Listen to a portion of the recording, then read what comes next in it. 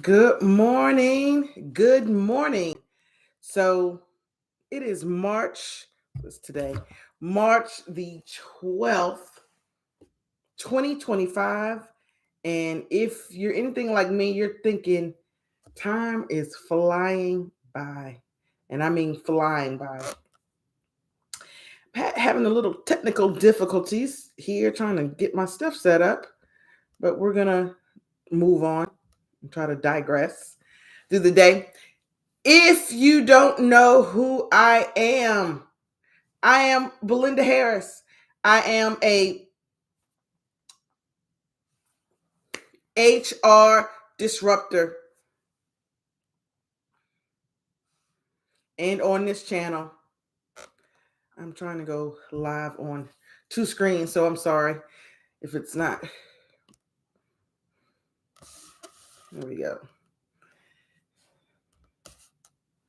I'm sorry if it is not going as smoothly as I usually do. Okay. Sometimes mornings be like that. Today, I'm going to talk about something important, and what that is your Workday wellness checklist. And that is something that we all need to do, whether we work from home, in an office, or anywhere else. These tips will help keep us organized, engaged, and productive. So I talk about morning routines all the time. That is one thing I talk about, practicing having a morning routine, because self-care is important. And without a morning routine, we are just all over the place. That means we leave our routine up for chance. We leave our routine and our health up for somebody else to choose how it's going to go. That's why it's important for us to pick our own morning routine. And today, especially as it relates to work, I'm going to tell you some morning routines and actually a Workday wellness checklist that you can use to start have a good day at work. So we're going to kickstart the day off when you start your day, your morning routine, with some simple wellness tips. One is that you want to hydrate. It is important that the first thing that you do is drink a glass of water as you wake up. A lot of people don't like to drink water for whatever reason. And sometimes water does kind of have a bleh taste. That's why some people mix it with lemons or limes or cucumbers and put all these things in the water to keep the water refreshing, because water is so important. So the very first thing, instead of drinking coffee, instead of drinking tea, instead of drinking juice, instead of drinking anything else, water is what you want to drink first thing in the morning to have a good morning routine, to hydrate your body, because right when you've been asleep all night. So it's important that you hydrate your body first thing when you wake up. The other thing that they say that you can do to start your day is movement. Get up every hour and move for 5 to 10 minutes, because that boosts your energy and productivity. When you're at work and you're focused at work and a lot's going on at work, every hour, if you get up and do some type of movement for 5 or 10 minutes, that boosts your energy and it boosts your productivity. Eye health, right? Eye health. Use the 20-20-20 rule every 20 minutes. So every 20 minutes, look away at something 20 feet away for at least 20 seconds. So a lot of times we don't talk about eye health and how that plays into our self-care. But eye health is important. And one of the things that you can do is the 20-20-20 rule. Every 20 minutes, look away at something 20 feet away for at least 20 seconds. Again, stay hydrated. You want to keep your water close to you at your workstation and take regular sips throughout the day. You want to make sure that you have a lunch break. A lot of people are like, well, I work through lunch. And you'll hear me say, that's not good for you. Yes, it may get you a little ahead down the road, but lunch is one of the most important things that you can do for yourself at work, is to take a lunch break, whether it's turning off all notifications, closing your door, not looking at emails, not doing any work related, not watching a webinar for work. You don't want to do those things for your lunch break. You want to take a lunch break that is not work related, and don't skip it. Now, you may not eat a full meal, but step away.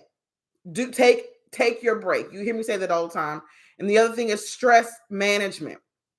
Stress is going to come. I don't care what job that you have, whether you own your own business, whether you work for somebody else, whether you work around a whole lot of people or you work by yourself. Stress management is just part of work. It should say work/stress management or work/stress, because they go hand in hand. So it's important that we manage our stress. And one of the things that you can do at work, again, is deep breathing exercises for 2 to 3 minutes. I talk about journaling for 5 minutes. I talk about taking a nature break. These are things that you need to do to help your stress management. Now, even when you don't feel stressed, and this is the part that a lot of people miss, is that even when you don't feel stressed, you still need to be taking these breaks. You still need to be going for a nature walk. You still need to be taking your lunch. You still need to make sure you're staying hydrated, because you don't have to be stressed to practice self-care. You need to practice self-care even when you're not stressed, especially when you're not stressed, to maintain that level of care, that to be your best self at work. Now, that's the checklist for the morning. Movement, eye health, stay hydrated, stress management. During the midday, when you're thinking about self-care, you want to do an energy check. Notice your energy levels and then adjust your task or take breaks accordingly. I was talking to somebody earlier this week, and she was like, because she works from home, and she was like, my daughter just went down to take a nap. I'm exhausted. I said, you need to take a nap too. Take a 10-minute, 15-minute nap. It's quiet. The world will be okay for 15, 20 minutes. And she texted me back and said, I didn't take a nap, but I made this lovely snack for myself and was able to eat it in silence, in quiet, without anybody or anything needing me. And it helped me. You check your energy. It's important because, a lot of times we have that hustle mentality that we push through, but that's not always best for our own internal health care. So you want to make sure that you're checking your energy throughout the day. And then the last thing that you want to do at the end of the day, you want to wrap up your day with intention. So at the end of your workday, you want to wrap your day up with intention. You do that by reviewing your accomplishments. What did you get accomplished? Because a lot of times, I have felt that it's like, what did I do today? The whole day has gone by. I've been busy. My throat hurts because I've been talking so much, but what have I actually accomplished? So review what you've accomplished. The next thing is to disconnect. Power down your work devices and tidy up your workspace, because that clearly marks, that's a sign that your workday is over. So if you work from home, it's a sign to say, okay, power off, turn off all these work-related computer devices. Let me straighten up my area, and work is over until tomorrow or whenever you work again. And then transition out of your work mindset. You can do that with a short walk or stretch, because you want to kind of have a closeout. A closeout lets your body know and your mind know, I'm done.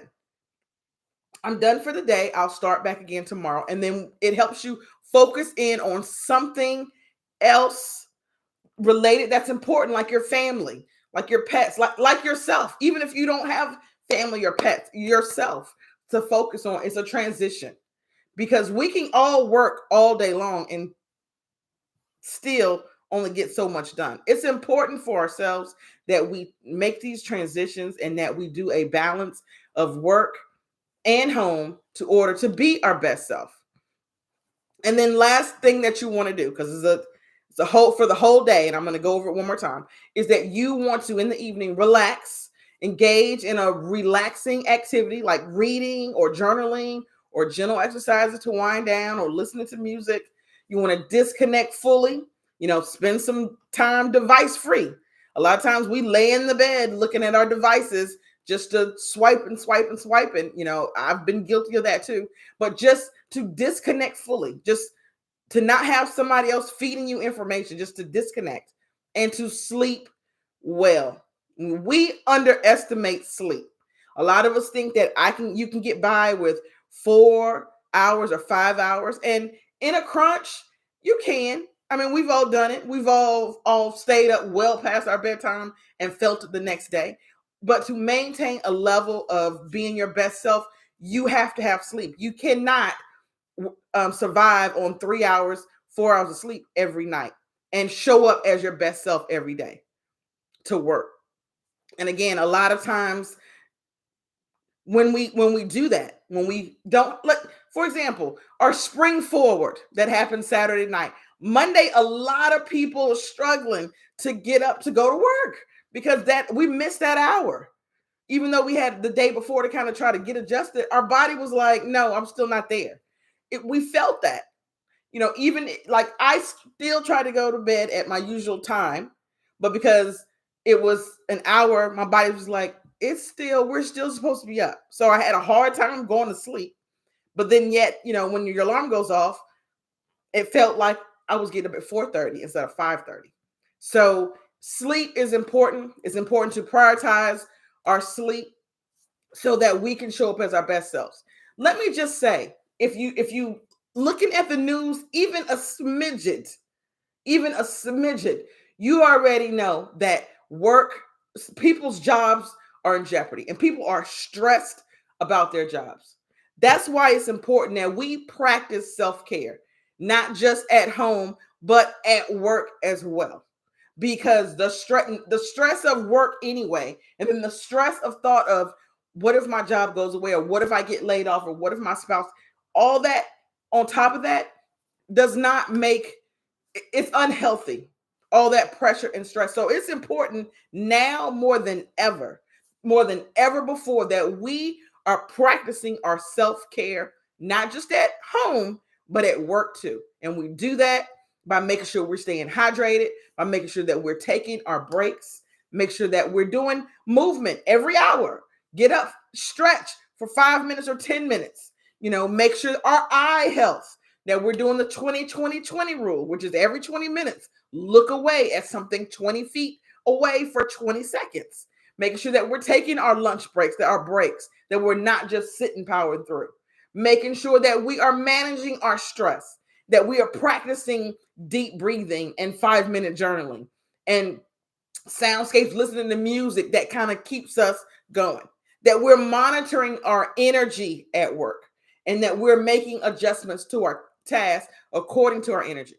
And at the end of the day, that we are wrapping up work so that we can transition to the rest of the day without work. We're reviewing our accomplishments. We're disconnecting. Again, we are relaxing at the end of the day, and that we are sleeping well. I practice these things, and I'm encouraging everyone to do that as well. I want to thank you for joining my live. I'm Belinda Harris. I don't know if I introduced myself at the beginning, so I'll do it now. I'm Belinda Harris.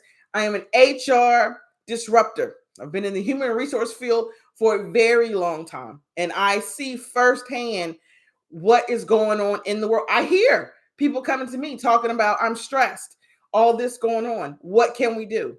And as an HR disruptor, as an HR professional, I thought, what can I do? What can I give? What can I tell people to try to help them show up to be their best selves, to kind of help alleviate stress in the way that I know how, in the power that I have, right? Because even HR people's power is limited in the power that I have. So it is to encourage people, is to educate people on what their rights are, what things are, and to make sure that they are practicing their self-care.